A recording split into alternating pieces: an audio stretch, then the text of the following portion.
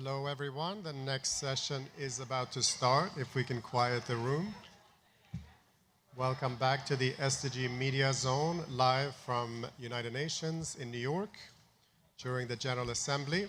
Our next session will be moderated by Mr. Kayode Akintemi from Arise TV. Over to you.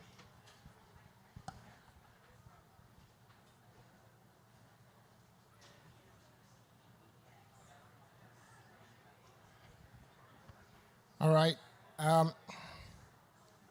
Hello, everyone. This is going to be a very interesting and very exciting session. And the person I'm having the conversation with is Mariam Bokar Hassan, also known as Alhanislam. She's a poet, Pan-Africanist, filmmaker, Gates Foundation gatekeeper or goalkeeper, UN peacekeeping peace advocate, campaigner at change.org, and has spent more than half of her lifetime campaigning for other people's rights to life, security, and protection from persecution and gender-based violence.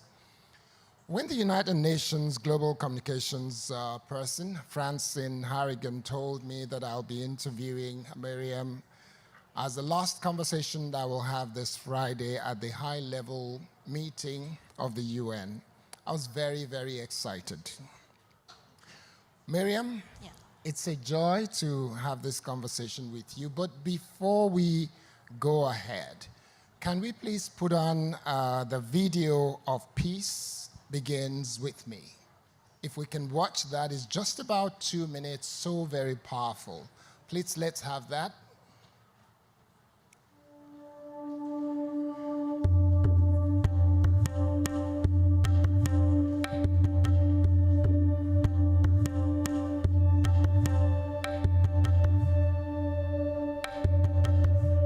Peace, like a smile, is a language everyone understands. When anger tries to bury me, and the word spins into chaos, I will remember that peace begins with me. When the night engulfs the earth, like the beautiful break of dawn, the stellar rise of the sun, I will remember that peace begins with me.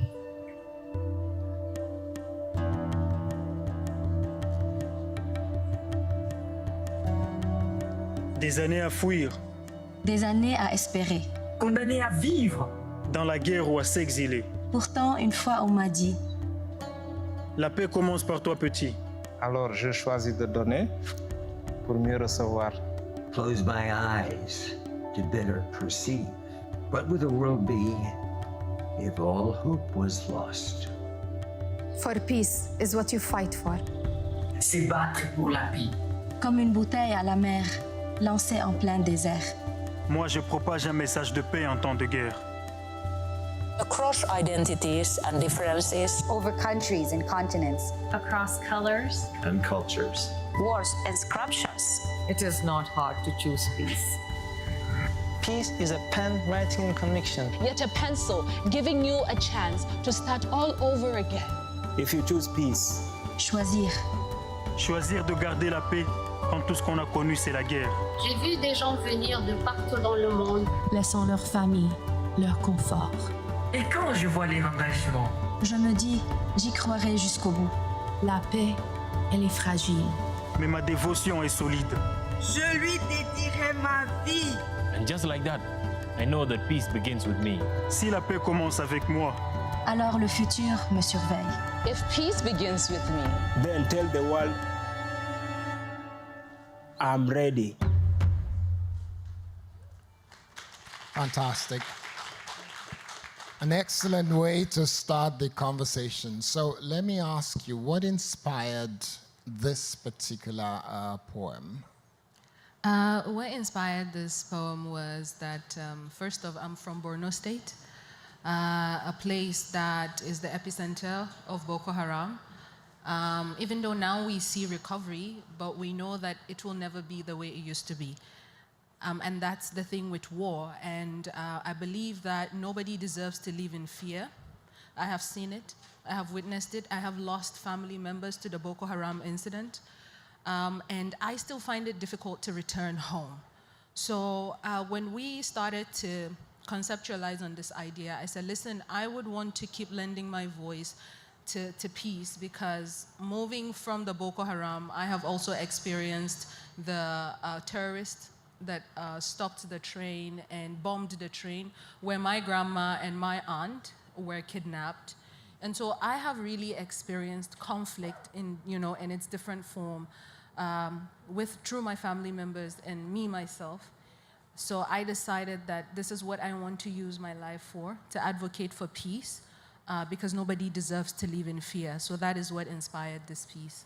Okay, I know that a lot of people who have gone through the kind of trauma that you've been through, having family members being attacked, knowing some of the people that were kidnapped by Boko Haram, having situations where members of family have been in extremely dangerous situation. It kind of like creates something inside you that makes you have fear almost all the time. Talk me through that process of trying to overcome that fear and how you translate it into words that you use in writing your poem.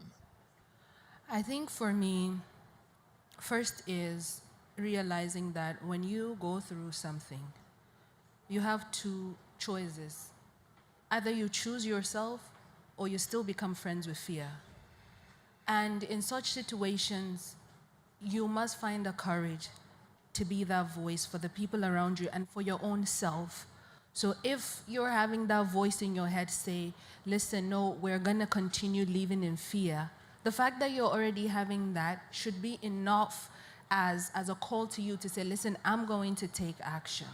And so I decided to choose myself. I decided to choose my voice in that situation. And that doesn't mean that I don't still have fear, but it means that I do it afraid regardless, because the work has to be done and someone has to do it. And someone has to be a voice for the society, for the community, and also for my family. Okay, one of your earliest poems from our conversation was one you wrote when you heard or saw a situation where a family member was attacked, gender-based violence, attacked by the husband, and you wrote a poem. Share that story, because a lot of people are going through a situation where they witness gender-based violence, a man attacks a woman, and they really don't know how to even share the story. So this happened when I was 13 years old. I'm 26 now. My favorite aunt, two of them, they were attacked by their husbands. The second person threw her into a glass that actually cut her neck. She had to undergo surgery. And this is even someone who has privilege, right, and has access. And so I was so angry, and I didn't know what to do. And then I wrote an open letter to the husbands. And at that time, I didn't even know what poetry was. So my mom, I gave the letter to my mom, and my mom said, listen, we are going to make a video because this has to reach other people. And I said to my mom, I am shy. I just wanted this to get to him so he knows that I'm upset with him for doing that. And 2 years later, we made the video. I finally found the courage through my mom's, persuasion. I found the courage to make that video. And I said to her, but it's just me using my voice to talk about issues. What impact can it really have? And 2 weeks after the release of that video, I got an email from someone from Borno State, which is the state I'm from, saying after he watched the video, he stopped hitting his wife. So I said, great, then that means this is some impact that I can measure. Okay, so I'm gonna keep using my voice to advocate on these issues, because that in itself is, violence, and every woman does not deserve that, and every human being deserves to live with dignity and peace of mind. Yeah. Okay, now that one is something that happened within the family. Yeah. When you look at the kind of atrocities, horrible violence that the likes of Boko Haram and other terrorist organizations inflict on other human beings, especially in the northern part of Nigeria, do you think the fantastic work you're doing with the UN peacekeeping, with the Gate Foundation, and all the other organizations pushing this agenda. Do you think for even 1 minute that it will change anything with some of this kind of people? I believe that it will, and why I believe that it will is because the first step to having action taking is to first create awareness, to educate, to shed light to the issue in itself. And so doing this work and using poetry as a storytelling tool in itself, you know, we found that it has reached more people. And the other part of it, why I think that it will work, is because we need more young people advocating, because these same young people, if you don't keep them busy, they will keep themselves busy. And you might not like what they keep themselves busy doing. And that in itself can increase the crime rate. So what we're doing also is using the Through My Voice community, which is a community of young poets. Young people that are interested in storytelling. And we're training them in digital advocacy. And this is both young men and young women. So they're aware of the issues. They're aware of how it affects the community and even themselves.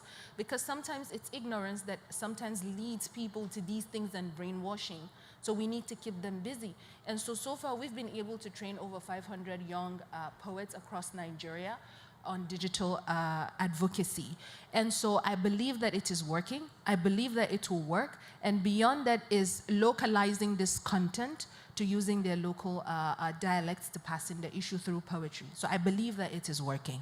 Well, a lot of people, especially in a country like Nigeria, who are educated, they will say that education is that ladder that is between poverty and wealth, ignorance and a level of intelligence that take people out.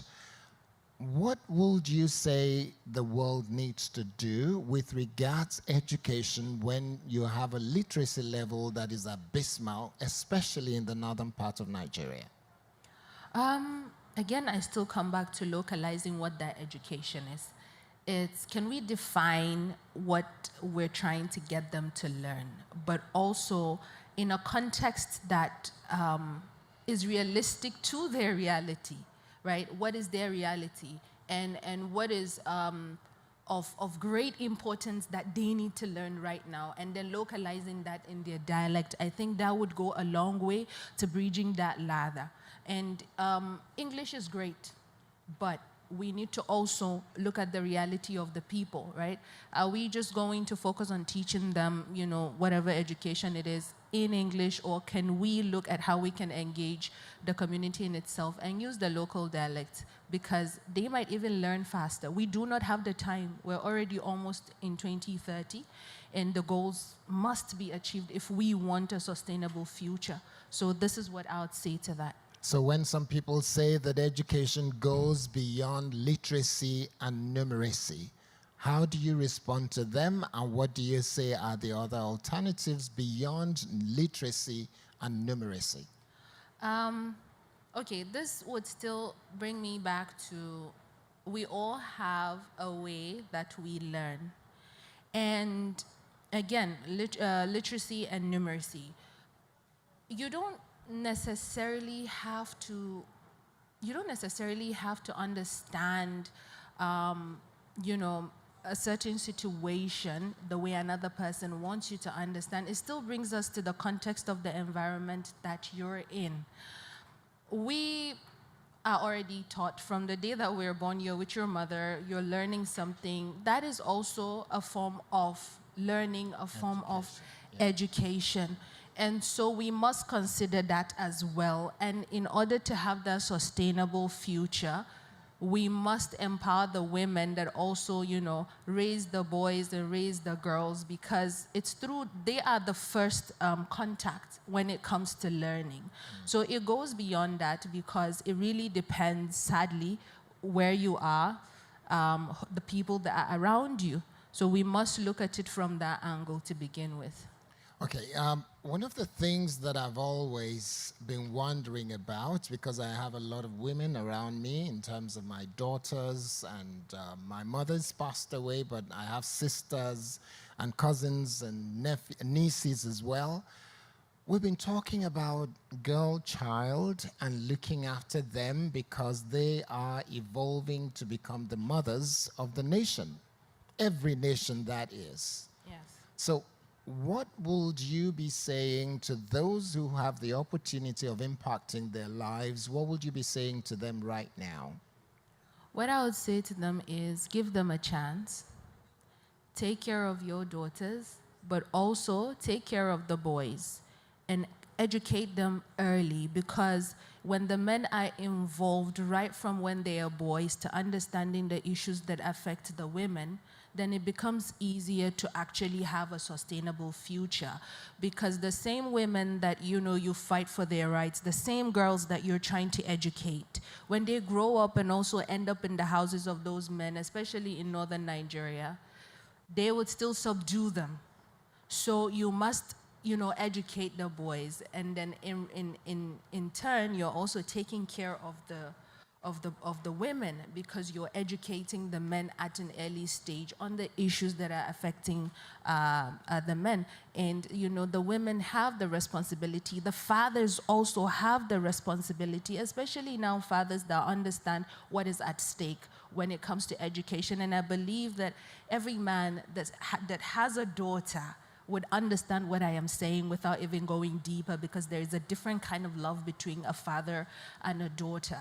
And so just imagine if she gets married to someone like you, or if she ever meets someone like you somewhere. It could be a professional setting, but we also understand the issues that women are facing in these spaces. So how would you feel, right? Let's start asking ourselves those questions. Okay, I remember it's most definitely more than 10 years ago when the Chibok girls, over 200 young girls, were taken from their dormitory and were kidnapped. More than 100 of them have been released, and there's still quite a sizable number of them that are still yet to be released. What went through your mind when this happened, and how did you respond? I was heartbroken. I can remember I was in Ghana, I was in school, and we wrote a poem, and we collaborated with a Ghanaian artist named Abena Akwaba, where we did a video on that, and we were also joining the voices around the world to advocate. And I also wrote another poem where I talked about, how it happened, and of course did the digital advocacy, because at that time we also needed, there were already people like you, of course, and Mama Obi Ezekwesili, that were fighting on the ground to make sure that those girls are returned. But even at that level now, you needed the voices of young girls that understand, these issues. And so we made that video, and we made sure that, we pushed it on social media for the digital advocacy and made sure that it got to the highest of levels. I mean, it's great that they got 100 back, but again, they just also need to keep at it, because not just Chibok, there are other girls that are still in captivity up till date. We just need the government to start really taking it serious, because, women are a fundamental part of the community. Okay, I remember that when it happened, a very good friend and someone I call my very dear sister, Dr. Obi Ezekwesili, was the one that joined hands with a few people to start the campaign, Bring Back Our Girls. And that campaign caught fire around the world, including people all around the world supported it, including Michelle Obama. Yeah. Now, help me understand, as of today, do you see any indication that with all the noise, with all the poems, with all the things that's being done to help the girl child and to help protect citizens, do you think we're making any progress? Yes, I think we are, and we're going to keep at it. Why I think we are making progress is because now you have poets that are advocating for different issues being invited into the spaces to have conversations, I mean, like this as well, and at a high level gathering where you have the ears of the government. And so now by having this, you're also inspiring other young people in their communities to use their voices, because again, I give you an example with the Secure North campaign that we started on change.org. And it caught fire.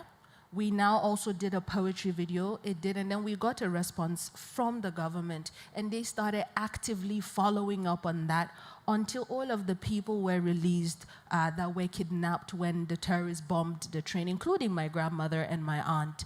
So I tell you that firsthand, I have seen how poetry can change the world. And it might be a bit slow, but we're getting there because I have seen results.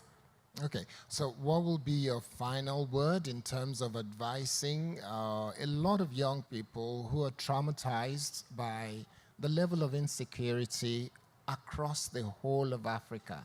It's not just in Nigeria, across the whole of Africa. What will be your word of advice to them? My word of advice would be, if you have the voice, use it. We cannot keep living in fear, and even when you're afraid, you must advocate for peace and do it afraid, because we are the future of Africa. The young people are the future of Africa, and we need to take back agency, and we need to take back our freedom.